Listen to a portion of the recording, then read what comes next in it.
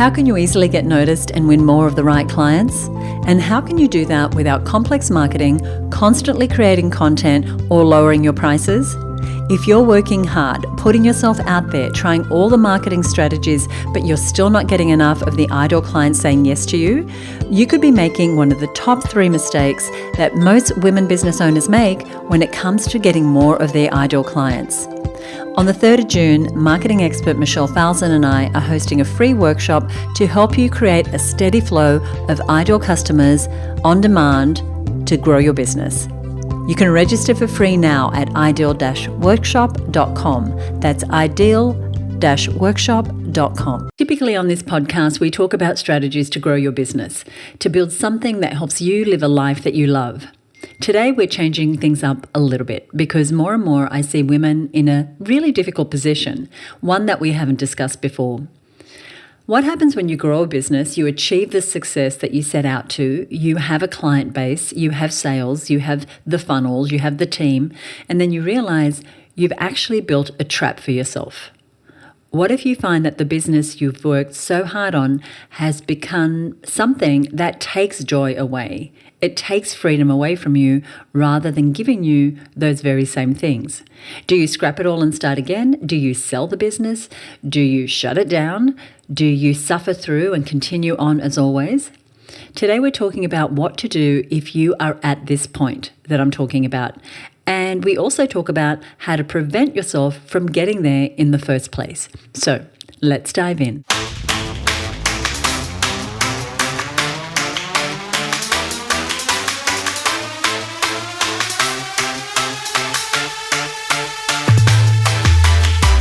Hello, I'm Susie Daphnis. I'm your host and I'm the CEO at Her Business, which is a fabulous community of women business owners. And today we're talking about the busy businesswoman's trap. So what is that? This is a situation many women business owners find themselves in a few years after building their business, where you've built something that you love, but it has slowly turned into something that you are working for, not the other way around. And you find yourself working longer hours than you know you should, than you know you want to. You're constantly trying to keep up with everything on your to-do list. Now, money's coming in, but you don't have enough time to enjoy it or even to analyze the finances to make sure that you're heading in the right direction. It's what happens when we have our heads down in work mode and only work mode. And maybe months go by, years go by, and we raise our heads and we look around and we say, this is not where I was meant to end up. That is you in the busy businesswoman's trap. And let me tell you, it's awfully easy to fall into. Now, you might be listening and raising your hand saying, yep, Susie, that is where I am right now. Please help me. Or you might be at the point where you don't realize that you might be heading towards that trap. Maybe you think you're managing along fine, not knowing that you might slowly be getting more and more off track from your desired dream destination. So let's stay on track. If you're on the right track, let's get you back on track if you're not, and let's right this ship. Firstly, I want to make a very important distinction, and that is between being in a growth phase and in a leverage phase in your business, because it matters which one you are working towards. Now, if growth alone is your North Star, the direction you want to go, you are probably focused on increasing specific activity or output. You're going for more clients, more sales, more revenue. And none of those things is bad. They are all, in fact, very necessary to your business's success. But in many cases, if you are zeroed in on grow, it can also look like working more hours, hiring more staff, offering more products and services, taking on more clients. And the result is you grow and grow and grow. Great. The more you put in, the more you get out. That's the ideal scene, right? And it's what everybody does, especially in the early stages of business. And it's exciting to see that pattern. The more effort I put in, the more results I get. Great. It's repeatable. It's a transaction. I give my business more. My business gives me more. It makes sense. And guess what else it is? It's also pretty damn unsustainable. Your business model and therefore your revenue streams in this type of growth depend on your ability to work more and more days, longer hours. And the same for your team. And if you're not strategic about how that growth is happening, it gets old really, really fast. You start to feel the toll. You become exhausted. You start feeling more and more like a workhorse pulling the cart where you built this whole thing to be riding high on that cart. Now, I want to show you an example. And this is something that happens frequently in all sorts of service-based businesses. So say a freelance graphic designer doubles her income by doubling her clients. Initially, it feels like a major win, and it is. And I don't want to ever diminish that. Now her books are filled and her bank account is looking really good, but then what? She's doubled her workload. She's doubled the number of hours she works every week. Her free time starts taking a hit. She has to answer client emails while she's eating dinner. She has to reschedule that doctor's appointment again because her week is so jam-packed. She hasn't even considered taking a vacation this year because when? She's so booked and busy. Leverage in your business is different to being in this growth stage that I just described. Leverage is about looking at how do you multiply your results without multiplying your effort. Sounds pretty straightforward, right? What leverage is, when you are really in this, I'm looking to leverage myself in business, is that you're looking at the strategic use of things like systems, people, technology, your intellectual property, and more things like that that are going to give you more output with you putting in the same or less input. The way this cycle works is I put in this much and I get more out than I put in. This is what allows you to scale without burnout. And after years of only focusing on growing, many business owners end up in this spot. They start thinking, okay, there must be another way to do this. I'm working all the hours. I cannot work any harder. And if we go back to our graphic designer, she was chugging along, right? Working more and more for the corresponding output. But say she decides to turn her unique brand process into a digital course. And now she's teaching business owners how to do their branding themselves. Or she's teaching new graphic designers who are just starting out how to get started. And maybe she creates a membership that helps those newbies find their first clients. Now she can sell that membership all day, every day. She earns while she sleeps. She can start taking fewer clients herself, meaning she can work exclusively with the people she wants to work with, those who value her work. And there are so many ways to start leveraging your business. And it's not just about creating a course or membership, because I recognize very, very well that doesn't suit everyone's business. Maybe for you, it's automation tools for onboarding or marketing or taking appointments or recruitment. Maybe it's hiring a team or outsourcing strategically, something I'm encouraging women to do all the time. Maybe it's creating systems that reduce time and error. Maybe it's working on a subscription model. And growth often gets misunderstood to mean more effort in, more results out. Leverage means the same or less effort in and more results out. For me, it's the ideal scene. But it's not as easy, I realize, as I'm making it sound, but it is a mindset shift. It is going from thinking, how do I grow this business? Putting more of my body and my mind, my soul into it, versus how do I leverage myself in this business so that I can step into the CEO role? And they're two very different ways of thinking. And the most sustainable businesses kind of blend both of those. They grow by leveraging and putting more effort into what is going to give them more time, give them back their resources, and move them towards their goals. So before you start thinking, oh gosh, I really need to create a course or I really need a one-to-many option, you need to take that first essential step, and that is to look at what does success in business mean to you. For some women, success is having their schedule filled. For some women, it's simply doing what she loves and getting paid a salary, a wage, an income that she's happy with. Now, success for you might not mean having a booming course model or a membership or even growing a seven-figure business. And success is deeply personal. Its definition changes depending on who you ask, and its definition changes over time in business. And it's important to take the time to actually define that for you, especially before you find yourself in this busy businesswoman's trap. We can start to take on what success looks like by looking at our competitors, by looking at the sheroes out there, by looking at what other people are doing, by looking at our social media feed. And I encourage you to really hone in and decide what success means for you. And I believe that for most people, success really means some type of freedom. That is what I've found for sure working with tens of thousands of women business owners over the years. But the type of freedom, it really depends on you. Maybe that means time freedom for you. Now, what this is the ability to create your own schedule, how you like it. Now, time freedom gives you the ability to shut the laptop at 3 p.m. and go for that run if you want to, or to spend 3-day weekends with family, or to take a trip with your partner. Maybe it's keeping the mornings for yourself and starting work at noon each day. Doesn't that sound heavenly? Maybe you want to have a hard stop at 3 p.m. and you only want to work 4 days a week. You get to choose and you get to design that. Or maybe you want to be able to do that yoga class, answer emails, go to lunch, get a few hours of deep work in, and then head out for the day.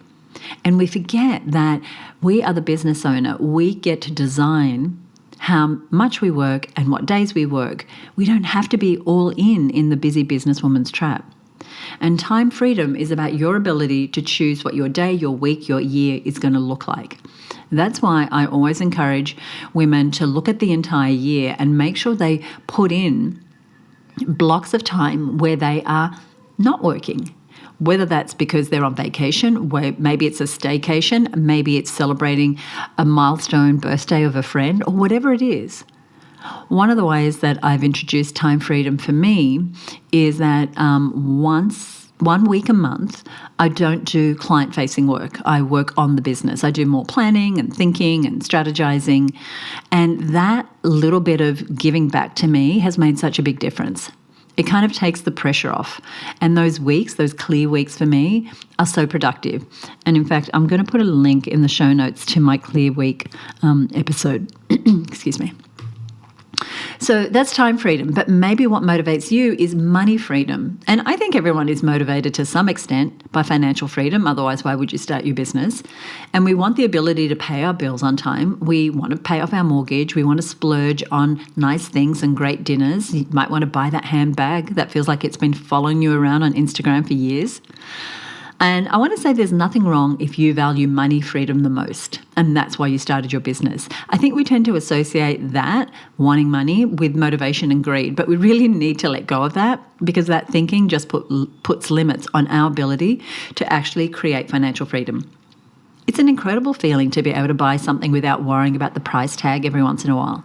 It's an incredible feeling to be able to buy something nice for yourself or someone you love. And there's definitely nothing wrong with wanting to pay your bills on time, to stash some money away for later, to buy an investment property. That's money freedom. Another freedom that might be important to you, that might define success for you, is location freedom. So maybe you are a free spirit, you love the idea of being able to work from anywhere. As long as you have a laptop and a Wi-Fi connection, you are happy. You want to travel the world and run your business at the same time. And I hear this one more and more inside the Her Business community. Women saying, I want to be location free. I want to work from anywhere. Now, this is you not being tied down to a specific place by your business. So maybe this is your priority. And of course, with technology where it is today, this is so much easier to do than it was, even 5 years ago. That's location freedom. But there's one more freedom that often gets swept under the radar, and that is the freedom to just be, to have time to think, to live, to rest, to reset, to dream about the big picture, to get out of the weeds and the working, out of the business trap, and to just be. I think any business owner in the history of the world has felt like they always need to be on, constantly present, because we own this business. We have responsibilities to our team, to our clients. What a relief it is when we can just take time to step back, when we have the freedom to just be. So I wanted to give you those 4 types of freedom to think about, because if you are in the busy businesswoman's trap, if you are heading that way, getting clear on what success means to you, getting clear on the type of freedoms that are important to you. And so you might want to rank those. What do you desire most? Are you this free-spirited traveler who wants location freedom? Great. How do you design your business around that? Are you motivated more by time freedom to spend with those you love or spend with yourself? How do you prioritize that and design the business around that? Do you love the idea of being able to buy nice things without worrying about the price? Great, then financial freedom and knowing your numbers and building a profitable business might be where you need to be focused on. Or maybe what you want most right now in life is actually to step back, to just be for a while, to be able to reset, to think, to redesign, to reconnect with your heart's desire. So go ahead and just mentally rank these right now as I'm talking about it. And feel free to include any other type of freedom that matters most to you on your list. And the reason why this is so essential is that this is how you will define what your North Star is, the destination that is where you are happiest, the conditions that have you feel your very, very best. Because you want to get to where you can raise your head and realize that you're in the right direction, that you're not heading in a direction that you don't want. But what do you do if you have found yourself in a situation where you've walked down the wrong path? And I mean wrong in a very kind of loose way, but you find yourself in a place where you do feel a little bit trapped by your business. What do you think? Oh, crap, I've built this thing and I love it, but I feel trapped. I've created success and now I feel like a prisoner to it. Let's talk about some of the emotions and reactions that can happen when we get to this point. So we've identified the sort of freedom we want. We kind of have an idea of where we are right now. But how are we feeling? Let's talk about that. Firstly, being successful but always feeling trapped can have this strange mix of pride and panic because you're proud of what you've built, you're proud of the reputation you have and the results that you are getting with your clients, but there's also this complete panic of, I just can't keep doing this anymore. And this one hits me kind of hard because I am not a fan at all of the hustle culture, even though I've been a hustler for many, many years and worked my tail off. It just is a bit of a BS lie that we've been told that the harder we work, the more success we'll have. But we correlate being proud of being hard workers. And that might come from, family background. It might come from seeing things around us. And I did this for more than 20 years and I still do it some of the time. But when you get to the end of the day and you're bone tired and a piece of you thinks, yeah, I got a lot done today, but I feel terrible, then there's got to be a better way. What if we could feel happy with our work without working ourselves to the bone? So there's this sense of pride, but also this panic. Another feeling you might have is a feeling of isolation because everyone else sees you on this journey to success. You've got this great business and everyone is seeing the front of house. It all looks really, really good. But maybe while everyone sees your success, they don't know what that success is costing you, whether that's in bad health, mental exhaustion, burnout, stress, damaged relationships. And it can feel impossible to admit to anyone that you're struggling because the voice in the back of your head might be saying, you're being ungrateful. You've created this amazing business, you have a great income, you have an enviable position, and you are complaining? And that can be a really lonely place to be. That's where it's so important to have people around you who understand this journey, other business owners who are experiencing this very same thing, of feeling isolation in success. Now, another feeling, and I've definitely had this one, that you might have around your success but feeling trapped in the busy businesswoman trap is of resentment. Resentment for the time it takes to work on things, for the business itself, even resentful of clients that you might actually love, but they're taking so much of your time. Maybe you're even resenting yourself for creating the thing that you are now trapped in. And there's another fun feeling, which is guilt. It could be guilt for your success, feeling like you're making more money than your partner, your friends, your family, and you still want more. And so you can see how these feelings are not useful unless you can turn them around and re-choose and know that you are heading in a direction that you want and you are doing what it is that you want. And then there's fear. And fear is What happens if I slow down? What happens if this success goes away? Who am I without this success? And I know I definitely had that experience. I had had an events business for 13 years. I was so tired and so worn out, but I thought, this is who I am. This is who I am in the world. If I get rid of this, or if I close it down, or if I sell it, who would I be? And this is such an essential topic to talk about because, of course, I am not my business, and I have, it took me a little while, but I recreated my life. I've got this beautiful community of women business owners that I absolutely love, that I used to sort of have as a side project, and it's become my whole world. And I mean that in the best way, not in a trapped way. I get to do what I love every day. And maybe you're listening and you're saying, you know what, I'm feeling that now. I'm feeling trapped in all these ways, and that I haven't created a world where I am doing the things that I love. And I never want to feel trapped. Or if I'm feeling trapped right now, I really want to feel the freedom that I want. And the good news is that not only can you prevent this trap from forming around you, you can change the circumstances you're in if you find yourself there right now. Success without freedom is a trap, and something we don't talk about enough. So how do you escape it? The very first thing is to pause. You are not your business. You need time to look inward. And I want you to think about what type of freedom was at the top of your list in the exercise we did earlier. And how does your business currently align with that freedom that you really want? Because maybe it's time to redefine what success and freedom mean to you and to reconnect with that. Maybe you've outgrown your original definition of what success is and not even realized it.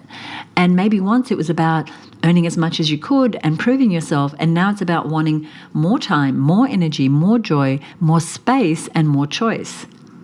And I see that a lot, especially in the last 12 months.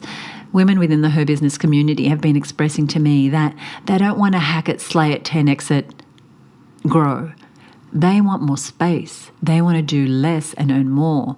They want that leverage type of business, not just the grow, grow, grow. And as I said earlier, it is kind of a balance. There's points in time where you're going to put the pedal to the metal. Is that the saying? You're going to put your foot down and you're going to go for growth in that more hours in, working hard. This is the opportunity. And other times it's going to be, okay, great. Well, how do I do this in a leveraged way? How do I take what I'm doing now and actually make it easier for myself and free up my time? But making these big changes means that we need to pause, reevaluate, and really dream about what a freer life could look like for you. And then we start taking steps toward that vision. And there are so many ways to correct the course if you feel like you're a little bit off course. And it can start by shifting into that CEO role and starting to leverage yourself by delegating what drowns you, creating systems that help the business run without you being involved in every decision. It could be productizing your services. And what that means is creating a product out of your service. So say, for example, the graphic designer, she was doing one-on-one services, but then she created a leveraged program that is kind of productizing her services. You might want to move to being more strategic and having a freaking plan, not just doing whatever is at the top of your list every day, but actually having a plan for how business is going to change. And also think about your business model. What is your current business model? Should you start thinking about a recurring revenue model, or raising your prices, or having fewer services but charging more, or going from one-to-one to one-to-many, like the example we used earlier in this episode? Should you be setting better boundaries around your time, around your energy, or committing to a team to help you leverage, or making more profitable offers? I know I'm putting a whole lot of things on the table here for you, but I want you to just start thinking about this. If you are stuck in this busy businesswoman's trap, how do you get out? Is it leveraging with people? Is it leveraging with systems? Is it redesigning your business model? These are the things that we help women with all day, every day inside of the Her Business community. So you might have an offer that you sunset, meaning you just shut it down, something that's chewing up your time for little return. Or you might trial a new service, or you might automate a bunch of tasks, or you might start blocking off time each month to work on your business, like I do with my clear weeks.